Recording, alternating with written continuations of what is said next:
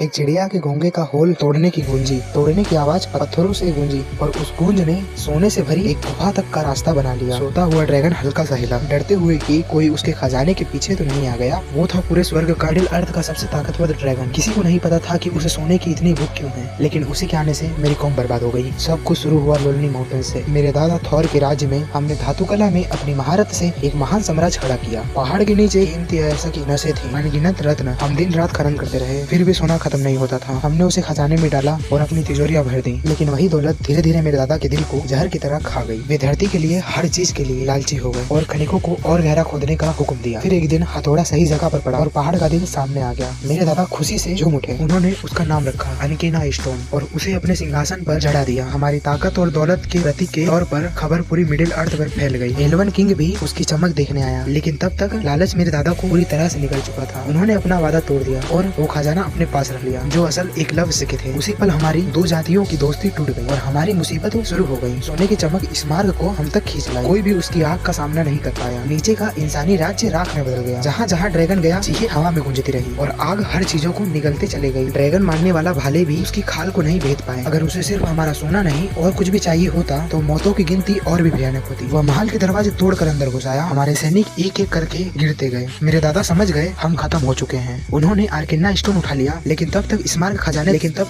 खजाने के कक्ष में घुस चुका था। जैसे ही ड्रैगन तिजोरी में तबाही मचा रहा था, मेरे दादा जमीन पर गिर गए। आर्केना स्टोन सोने के समग्र में गिरा और गायब हो गया। वो जाने को तैयार नहीं थे, तो मैंने उन्हें जबरदस्ती बाहर खींचा। हम शहर के बाहर भागे मदद की उम्मीद में। सामने एल्वन सेना खड़ी थी। मैंने बेबदस होकर मदद के लिए हाथ फैलाया। एल्वन किंग बस ठंडे होकर चेहरा देखता रहा। एल्वन किंग बस ठंडे चेहरे से देखता रहा, फिर मुड़ा और अपनी सेना लेकर चला गया। हमारा साम्राज्य खत्म हो चुका था। हमारे पास कुछ भी नहीं बचा। इस मार्ग ने लोनी माउंट पर कब्जा कर लिया और हमारी दौलत पर लिपटे हुए सांप की तरह बैठ गया।